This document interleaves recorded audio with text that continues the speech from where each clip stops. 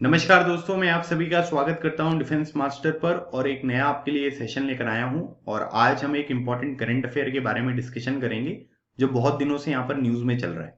तो अभी हुआ क्या है कि अभी एक बहुत ही बड़ा यहाँ पर हमारा बहुत ही पुराना एक कॉरपोरेट यहाँ पर एक इश्यू था जिसका रिजोल्यूशन यहाँ पर सुप्रीम कोर्ट ने प्रोवाइड किया है। तो ये जो लड़ाई थी ये किसके किसके बीच में थी? ये थी रतन टाटा जी के बीच में और साइरस मिस्त्री के बीच में। ठीक है, तो पहले यहाँ पर क्या हुआ कि अलग अलग तरीके से ये पूरा का पूरा केस आगे बढ़ा। जैसे आप सभी को पता है कि नेशनल कंपनी लॉ ट्रिब्यूनल, ठीक है, क्या होता है अभी हम आगे डिस्कस करेंगे। वहां पर गया ये केस, तो वहां पर किसकी जीत हुई? वहां पर रतन टाटा जी की जीत हुई। ठीक है, फिर उसके बाद अपील करी साइरस मिस्त्री ने national company law appellate tribunal, जिसको एनसीएलएटी के नाम से जानते हैं, वहां पर साइरस मिस्त्री की जीत हुई। उसके बाद फिर सुप्रीम कोर्ट में गया ये केस, जहां पर अगेन रतन टाटा जी की जीत आपको होती हुई दिखाई दी। ये पूरा का पूरा मैटर जो है, आप यहां पर ये कह सकते हैं कि ये किस बारे में है? तो यहां पर आप ये कह सकते हैं कि जो टाटा ग्रुप है ना।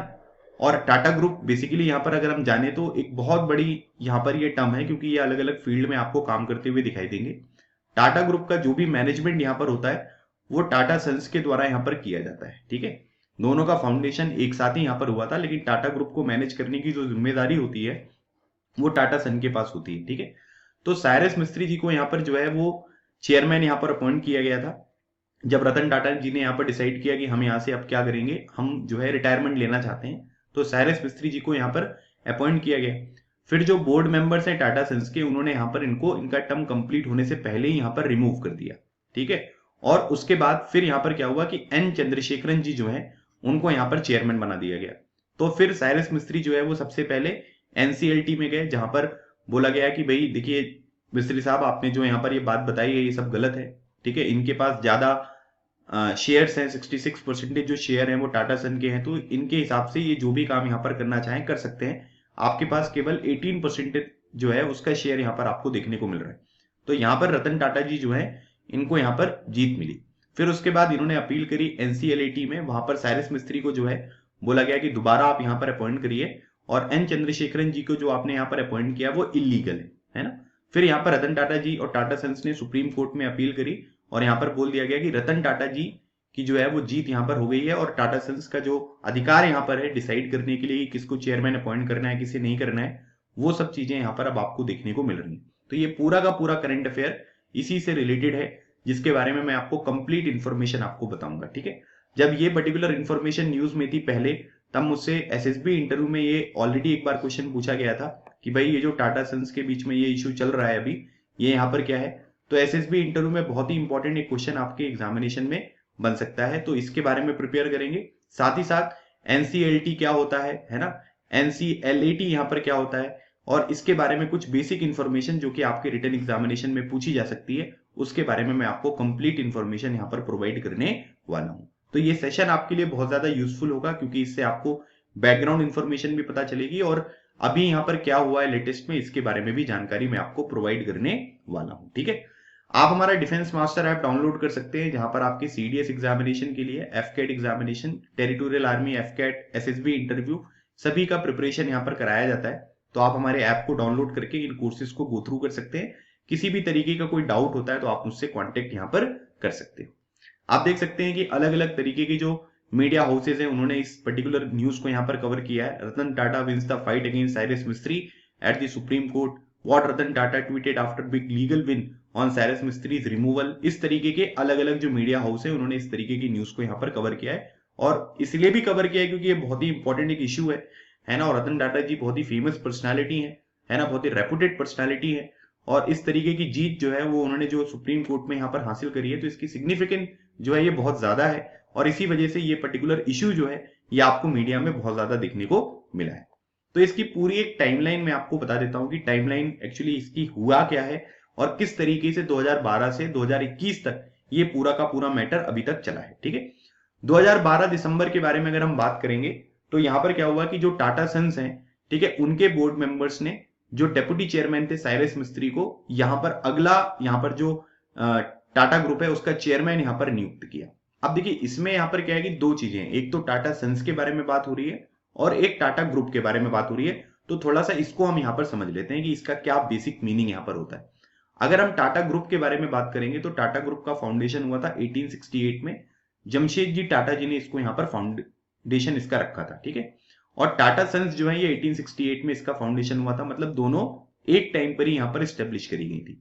टाटा ग्रुप को मैनेज करने का काम कौन करता है? टाटा ग्रुप को मैनेज करने का काम करते हैं टाटा सन्स, ठीक है। आप देख सकते हैं कि टाटा सन्स ने अलग अलग तरीके के जो चेयरमैन है वो यहाँ पर अपॉइंट किए हैं। जमशेदजी टाटा हो गए, है ना, जीआरडी टाटा हो गए, रतन टाटा हो गए, साइरस मिस्त्री आपको देखने को मिल रहे हैं 2012 से 2016, फिर रतन टाटा है, फिर ये एन चंद्रशेखरन आपको देखने को मिल रहे हैं। टाटा सन्स में अगर हम शेयर्स के बारे में बात करेंगे तो टाटा ट्रस्ट जो है उसका 66% शेयर है, मतलब आप ये कह सकते हैं कि रतन टाटा जी का जो शेयर है वो 66% है। और एसपीजी ग्रुप जो है, जिसको हम शपरूजी पलोनजी ग्रुप कहते हैं, 18%, मतलब कि जो साइरस मिस्त्री है उनका शेयर करीब आपको 18% यहाँ पर देखने को मिल रहा है। अलग अलग फील्ड में ये काम करते हुए आपको दिखाई देते हैं। ओवरऑल आप यहाँ पर ये ध्यान रखिएगा, टाटा ग्रुप का मैनेजमेंट जो होता है वो कौन डिसाइड करता है? ये टाटा सन्स आपको यहाँ पर डिसाइड करते हुए दिखाई देते हैं। कौन चेयरमैन अपॉइंट किया जाएगा, किस तरीके की चीजें होंगी, वो सारी की सारी चीजें जो है वो आपको यहाँ पर कंप्लीट करता हुआ कौन दिखाई देता है? ये टाटा सन्स यहाँ पर कंप्लीट करते हैं। तो अभी टाटा सन्स ने 2012 दिसंबर में ये डिसाइड किया कि रतन टाटा जी के बाद जो है वो साइरस मिस्त्री जो है वो अगले चेयरमैन यहाँ पर बनेंगे, ठीक है।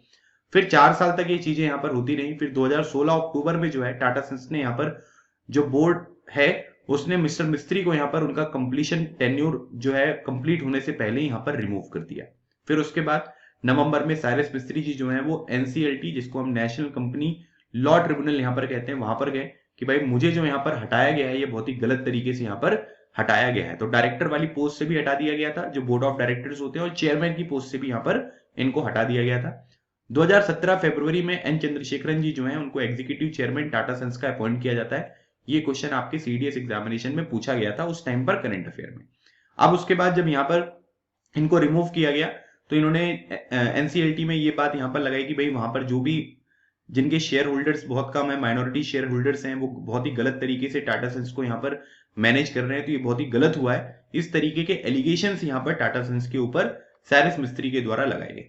फिर उसके बाद 2018 जुलाई में एनसीएलटी ने इशू किया ऑर्डर, और उसमें फेवर किसका हुआ? ये टाटा सन्स का फेवर हुआ। क्यों? क्योंकि इनके पास जो शेयर थे वो मेजोरिटी शेयर थे, 66% का शेयर है, तो वो अपने हिसाब से यहाँ पर चेयरमैन कौन बनेगा कौन नहीं बनेगा ये डिसाइड कर सकते हैं। इस तरीके का क्लेम करते हुए यहाँ पर ये decision Ratan Tata ji and Tata Sons के फेवर में आपको देखने को मिला। 2019 दिसंबर में क्या हुआ कि ये एनसीएलटी में जब इनको यहाँ पर हार मिली साइरस मिस्त्री को, तो ये एनसीएलटी में गए, और वहां पर क्या हुआ कि एनसीएलटी ने यहाँ पर ये निर्णय यहाँ पर सुनाया कि भाई जो साइरस मिस्त्री है इनको चेयरमैन दोबारा अपॉइंट किया जाए, और जो एन चंद्रशेखरन जी को यहाँ पर एग्जीक्यूटिव चेयरमैन यहाँ पर अपॉइंट किया गया है ये पूरी तरीके से इलीगल है। मतलब एनसीएलटी में साइरस मिस्त्री की हार हुई, लेकिन जब वो उसके आगे वाले स्टेज में गए एनसीएलटी में, तो वहां पर इनको जीत देखने को मिली। उसके बाद मिस्टर मिस्त्री ने बोला कि भाई मुझे चेयरमैन यहाँ पर नहीं बनना है, लेकिन मुझे यहाँ पर टाटा सन्स का जो बोर्ड मेंबर वाला ग्रुप है उसमें री इंडक्ट यहाँ पर होना जरूरी है, ठीक है। फिर उसके बाद टाटा सन्स एंड रतन टाटा ने सुप्रीम कोर्ट में यहाँ पर अपील करी एनसीएलटी का जो ऑर्डर था उसके अगेंस्ट में, और उसके बाद 2021 में जो निर्णय यहाँ पर निकलकर सामने आया इसमें रतन टाटा जी की जीत हुई है। तो ये पूरा का पूरा मैटर है, ये टाइमलाइन है जो 2012 से 2021 तक आपको चलती हुई यहाँ पर दिखाई दे रही है, ठीक है। इसके बारे में मैंने आपको इन्फॉर्मेशन ऑलरेडी बता दी है कि टाटा ग्रुप और टाटा सन्स में आपको क्या डिफरेंस यहाँ पर देखने को मिलेगा। इंडिया की जो सुप्रीम कोर्ट है 26 मार्च 2021 को उसने रूल किया है it's final verdict in the Tata versus Mistry case. Supreme court ruled in the favour of the Tata group and dismissed the appellate court order that allowed Cyrus Mistry to be reinstated as the group chairman. मतलब जो NCLT ने यहाँ पर order दिया था कि इनको दोबारा जो है वो टाटा सन्स का यहाँ पर चेयरमैन बनाना चाहिए, वो ऑर्डर जो है वो सुप्रीम कोर्ट ने पूरी तरीके से यहाँ पर खारिज कर दिया। The top court said that all the laws were in the favour of the Tata group. मतलब जितने भी यहाँ पर नियम कायदे हैं वो सब कुछ यहाँ पर टाटा ग्रुप का यहाँ पर फेवर कर रहे हैं, इसलिए साइरस मिस्त्री के जो क्लेम्स हैं इसको हम यहाँ पर रिजेक्ट करते हैं। We can not adjudicate on the question of compensation and they can take the route under the article 75। देखो अब यहाँ पर क्या है कि जब इस तरीके की हार हुई तो साइरस मिस्त्री ने यहाँ पर ये डिसाइड किया कि भाई अब मैं अपने जो शेयर्स वगैरह हैं उनको भी यहाँ पर बेचना चाहता हूँ, ठीक है, मुझे नहीं रहना है।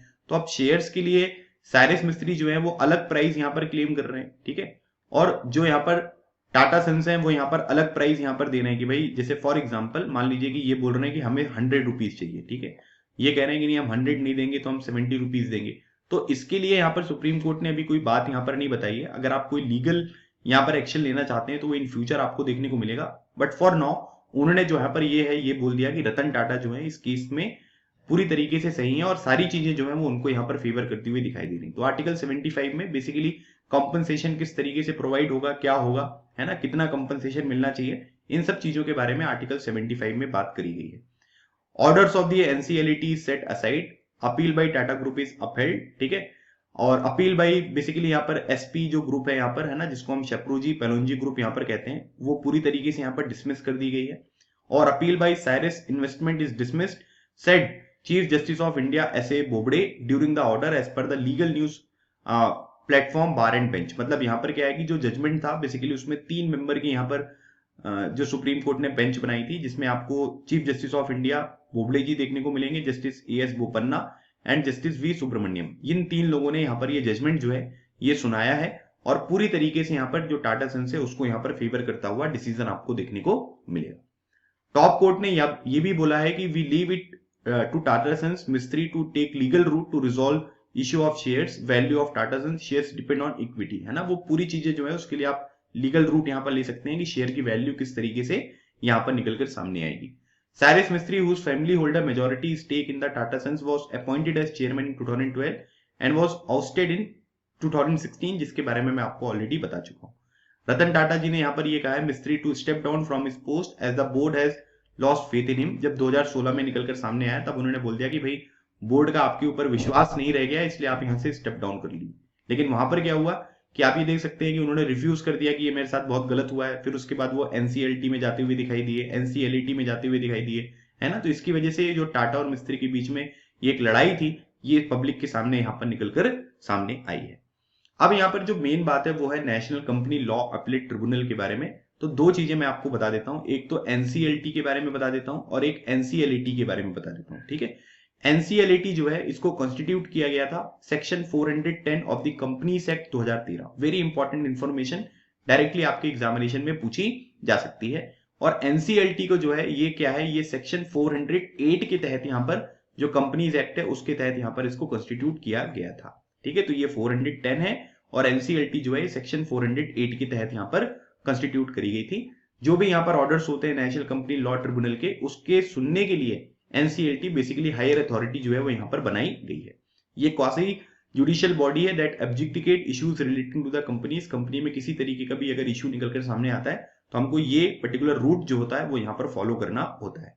It is also the appellate tribunal for order pass by the NCLTs under section 61 of the insolvency and bankruptcy code 2016। मतलब अगर यहाँ पर जो आईबीसी कोड है इसके तहत भी अगर कोई यहाँ पर ऑर्डर वगैरह पास किया जाता है तो भी यहाँ पर इसी पर्टिकुलर एनसीएलटी में आपको केसेस आपको देखने को मिलेंगे, ठीक है।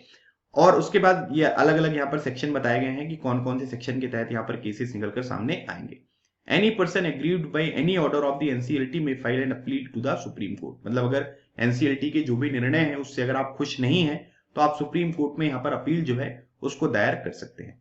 अगर हम आर्टिकल 75 के बारे में बात करेंगे जो मैंने अभी आपको ऑलरेडी बताया है, gives Tata son the power to ask any shareholder to sell their holdings by passing a special resolution। मतलब इससे क्या होता है कि इससे टाटा सन्स के पास ये पावर आ जाती है कि वो किसी भी शेयर होल्डर को एक रेजोल्यूशन के तहत यहाँ पर ये बोल सकते हैं कि भाई आप यहाँ पर क्या करिए कि अपने जो भी शेयर होल्डर्स है या जितना परसेंटेज भी आपके पास शेयर है वो सब कुछ आपको यहाँ पर देना पड़ेगा। Rule that can be potentially use for the force Mistry family firms to exit Tata group at any moment. और इसी की वजह से यहाँ पर वो शेयर वगैरह की डिमांड हो रही है कि भाई कितने में हम बेचना चाहते हैं, कितने में आप इसको दोगे, है ना। इस तरीके की जो इश्यूज हैं वो इस वजह से यहाँ पर निकलकर सामने आ रहे हैं। तो देखना पड़ेगा इन फ्यूचर यहाँ पर जो ये शेयर होल्डिंग से इसको जो इश्यू है उसको किस तरीके से यहाँ पर रिजॉल्व किया जाता है और क्या चीजें निकलकर सामने आएंगी, तो उसके बारे में भी मैं आपको इन फ्यूचर अपडेट प्रोवाइड कर दूंगा।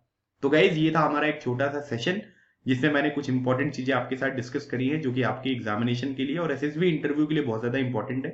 किसी भी डिफेंस एग्जामिनेशन से रिलेटेड अगर आप यहाँ पर कोई गाइडेंस यहाँ पर चाहते हैं, कोई डाउट पूछना चाहते हैं तो आप मुझसे, ये मेरा व्हाट्सएप नंबर है और ईमेल आईडी है, इससे कांटेक्ट कर सकते हैं। तो गाइज ये था आज का हमारा सेशन। आई होप आपको ये सेशन अच्छा लगा होगा। मिलते हैं हमारे नेक्स्ट सेशन में, तब तक keep smiling and keep preparing. लगे रहो, एग्जाम क्लियर करो। Thank you so much. जय हिंद।